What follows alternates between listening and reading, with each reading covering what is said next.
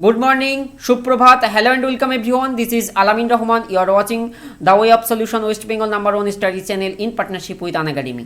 6th জুনের current affairs নিয়ে আজ আমরা আলোচনা করব। প্রথম থেকে শেষ পর্যন্ত দেখার চেষ্টা করবে। নতুন দর্শক হলে অবশ্যই সাবস্ক্রাইব করে বেল আইকনটা সিলেক্ট করে অল নোটিফিকেশন অন করে নেবে। এখন কিন্তু সন্ধ্যা 7 PM এর জিএস এর ক্লাসও আমি করাচ্ছি, দেখে নেবে। লাস্ট ক্লাসটা অত্যন্ত গুরুত্বপূর্ণ একটি ক্লাসে হয়েছে। অ্যান্ড আমাদের ধারাবাহিকভাবে যে আমাদের রুটিনটা রয়েছে, সকাল 7টা কারেন্ট অ্যাফেয়ার্স, সকাল 11:30 রিজনিং এবং বিকাল 5টা ইংলিশ, জেনারেল স্টাডিজ 7টা এবং 7:30টায় ম্যাথামেটিক্স। সোম থেকে শনি সপ্তাহে 6 দিন আমরা এই ক্লাস করি কমপ্লিট ফ্রিতে ওয়ে অফ সলিউশনে। অ্যান্ড TWS একাডেমি রেলওয়ে পরীক্ষার প্রস্তুতির জন্য তুমি যদি রেলওয়ে গ্রুপ ডি কিংবা এনটিপিসির প্রিপারেশন নাও, অবশ্যই ইউটিউবে সার্চ করো TWS একাডেমি অ্যান্ড সাবস্ক্রাইব করো, বিকজ এখানে কিন্তু আমরা কমপ্লিট ফ্রিতে বাংলাতে সায়েন্সের ক্লাস করছি রেলওয়ে পরীক্ষার জন্য। আজকের প্রথম প্রশ্ন স্ক্রিনে খুব সুন্দর একটি কোশ্চেন এবং খুব সুন্দর একটি ইনিশিয়েটিভ বলতে পারো।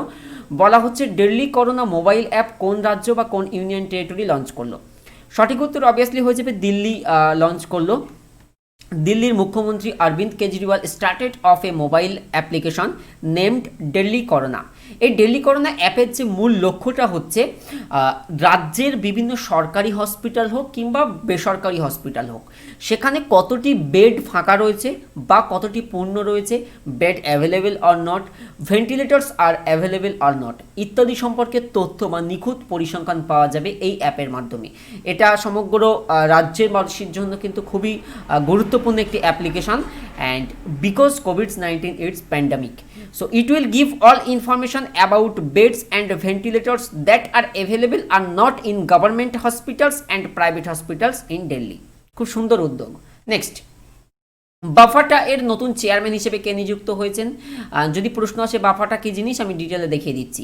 বাফাটার নতুন চেয়ারম্যান হিসেবে কে নিযুক্ত হয়েছেন? সঠিক উত্তর হয়ে যাবে Krishnendu Majumdar. Option C is the right answer. ডিটেলে দেখি, বাফাটাকের সম্পূর্ণ ফুল ফর্ম হচ্ছে British academy film awards. British academy film awards, বাংলাতে ব্রিটিশ একাডেমি চলচ্চিত্র পুরস্কার, যেটা মূলত বাফাটা নামে পরিচিত শর্ট ফর্মে। British academy of film and television arts কর্তৃক প্রদত্ত একটা বার্ষিক চলচ্চিত্র পুরস্কার করে থাকে এই বাফাটা, যার চেয়ারম্যান হিসেবে নিযুক্ত হয়েছেন কৃষ্ণেন্দু মজুমদার। নেক্সট কোশ্চেনটা very important. General Bipin Rawat PSC ক্লার্কশিপের আগে আমি তোমাদেরকে করিয়েছিলাম এবং ক্লার্কশিপ পরীক্ষায় কোশ্চেনটা এসেছিল। সো এরকম ধরনের প্রশ্ন কিন্তু খুবই ইম্পর্টেন্ট হয়। অবভিয়াসলি ক্লাসটিতে একটা লাইক করো। কে আন্দামান ও নিকোবরের 15তম কমান্ডার ইন চিফ হিসেবে দায়িত্ব গ্রহণ করেছেন? আন্দামান ও নিকোবরের 15তম কমান্ডার ইন চিফ হিসেবে কে দায়িত্ব গ্রহণ করেছেন? সঠিক উত্তর হয়ে যাবে lieutenant general Manoj Pande. Option B is the right answer. ডিটেলে দেখব, lieutenant governor Pudli Shankar Rajeshwar, the 14th commander in chief of Andaman and Nicobar command, retired from service. অর্থাৎ এই যে লেফটেন্যান্ট জেনারেল পুদালি শঙ্কর, ইনি হচ্ছেন 14তম, যিনি সম্প্রতি অবসর নিয়েছেন। তাই 15তম হিসেবে নতুন নিযুক্ত হলেন কে? Lieutenant general Manoj Pande. Lieutenant General Manoj Pandey assumed charge as the 15th Commander-in-Chief of Andaman and Nicobar Command on 1st June 2020 থেকে তিনি দায়িত্বভার গ্রহণ করছেন। নেক্সট কোশ্চেন, ভারতের খাদ্য সুরক্ষা ও মানদণ্ড কর্তৃপক্ষের প্রধান নির্বাহী কর্মকর্তা হিসেবে কে নিযুক্ত হয়েছেন? প্রধান নির্বাহী কর্মকর্তাকে ইংরেজিতে বলা হয়ে থাকে সিইও, যাকে বলা হয় চিফ এক্সিকিউটিভ অফিসার। আজকে একটা ইন্টারেস্টিং ফ্যাক্ট শেয়ার করি। যারা রেলের জন্য কারেন্ট অ্যাফেয়ার্সগুলি দেখো, বিশেষ করে রেলের আমাদের যে তোমরা যারা বাংলাতে পরীক্ষা দেবে, প্রশ্নের উত্তরটাও বাংলাতে থাকে। ফর এক্সাম্পল, আমি যদি একটা উদাহরণস্বরূপ বলি, লাস্ট ইয়ার 2018 সালে রেলের গ্রুপ ডিতে একটা প্রশ্ন আসে, 2018 গ্রুপ ডির প্রশ্ন। তো প্রশ্নটা এসেছে, কারেন্ট অ্যাফেয়ার্স এসেছে 2017 সাল থেকে। প্রশ্নে এমন ছিল, 2017 সালের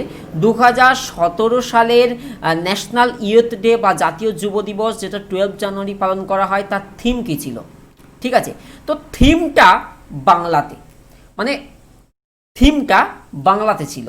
তো যে কারণে ইংলিশের পাশাপাশি বাংলাটা একটু মনে রাখতে হবে রেলের পরীক্ষার জন্য, আগাম বলে রাখলাম। ক্লিয়ার? তো যে ইয়ারে এক্সাম হয় সাধারণত তার লাস্ট 6th মান্থ টু 12 মান্থের কারেন্ট অ্যাফেয়ার্স রপ্ত রাখবে তোমরা সর্বদাই। ভারতের খাদ্য সুরক্ষা ও মানদণ্ড কর্তৃপক্ষের প্রধান নির্বাহী কর্মকর্তা তথা চিফ এক্সিকিউটিভ অফিসার হিসেবে কে নিযুক্ত হয়েছেন? Arun Singhal. Option C is the right answer. Government of India has approved the appointment of Arun Singhal, a 1987 batch of IAS of Uttar Pradesh cadet as a chief executive officer of Food Safety and Standard Authority of India. Food safety and standard authority of India, তোমরা ফ্যাসাইয়ের নাম শুনেছো। Next question দেখি, ইস্পাত মন্ত্রণালয়ের সচিব হিসেবে কে দায়িত্ব গ্রহণ করেছেন সম্প্রতি? ইস্পাত মন্ত্রণালয়ের সচিব হিসেবে অর্থাৎ সেক্রেটারি হিসেবে কে দায়িত্ব গ্রহণ করেছেন? সঠিক উত্তর হয়ে যাবে Pradeep Kumar Tripathi. Option A is the right answer. ডিটেলে দেখি, senior IAS officer Pradeep Kumar Tripathi took over the charge as a secretary in the ministry of steel, অর্থাৎ ইস্পাত মন্ত্রণালয়ের সচিব। সচিবকে ইংরেজিতে বলা হয়ে থাকে সেক্রেটারি, রাইট? যখন মুখ্য সচিব তখন বলা হয় চিফ সেক্রেটারি। আমাদের দেখো না, যখন বিকালবেলা আমাদের স্টেট গভর্নমেন্ট অর্থাৎ চিফ মিনিস্টার মমতা ব্যানার্জি এবং মুখ্য সচিব যখন একসঙ্গে আমাদের কোভিড-19 আপডেট দেয়, ওই টাইমে দেখবে মমতা ব্যানার্জি বারবার বলে যে ওটা চিফ সেক্রেটারি তোমাদের মধ্যে এখন এটা ডিসকাস করবেন, রাইট? সো চিফ সেক্রেটারি হচ্ছে মুখ্য সচিব আর সচিব হচ্ছে সেক্রেটারি। তো ইস্পাত মন্ত্রণালয়ের সচিব হিসেবে দায়িত্ব গ্রহণ করেছেন প্রদীপ কুমার ত্রিপাঠী। নেক্সট জানি, ওড়িশার চিল্কা হ্রদে ইরাবতী ডলফিনের সংখ্যা 3 গুণ করতে কোন ইনস্টিটিউট সহায়তা করছে? এখান থেকে জানবে ইরাবতী ডলফিন হচ্ছে এমন এক ডলফিনের প্রজাতি যারা কিন্তু একটু লবণাক্ত জলে থাকতে ভালোবাসে, লবণাক্ততে থাকতে ভালোবাসে। আর ওড়িশার চিল্কা হচ্ছে ভারতের বৃহত্তম উপকূলীয় লেগুন। লেগুন কথার অর্থ হচ্ছে উপহ্রদ।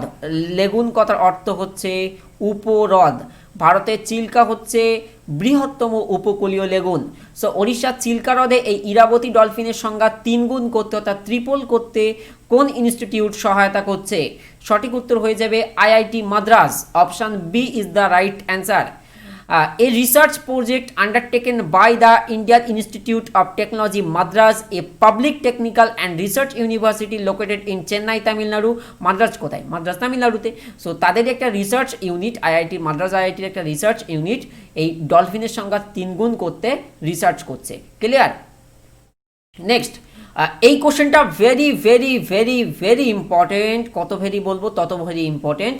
কোন প্লেয়ার বা কোন অ্যাথলেটিক্স ফোর্বসের, জানো নিশ্চয়ই টপ ম্যাগাজিন, আর ফোর্বসের টপ 100 হাইয়েস্ট পেইড অ্যাথলিটসের তালিকায় এবং প্রথম কোনো ভারতীয় এই ফোর্বসের টপ হাইয়েস্ট পেইড অ্যাথলেটিক্সের তালিকায় স্থান পেয়েছে?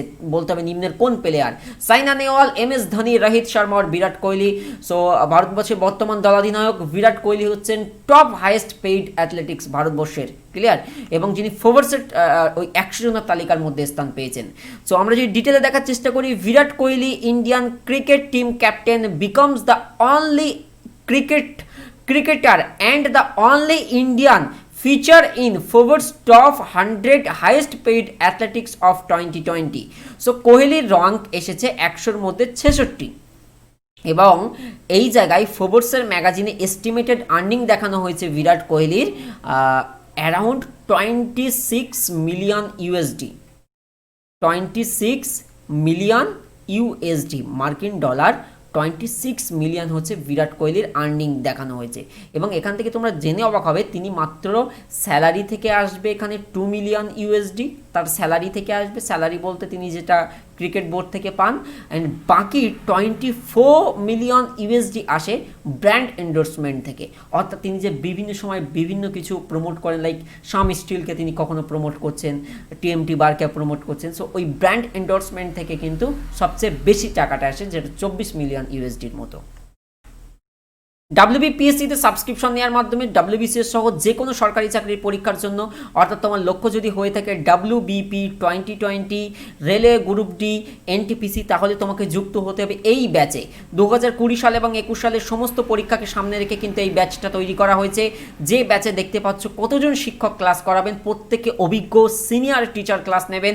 প্রত্যেকটি subject English, geography, polity, history, biology, reasoning, math, current affairs, science, economy, general studies, অর্থাৎ অল সাবজেক্টের ক্লাস হবে, যেটা হচ্ছে সোম থেকে রবি।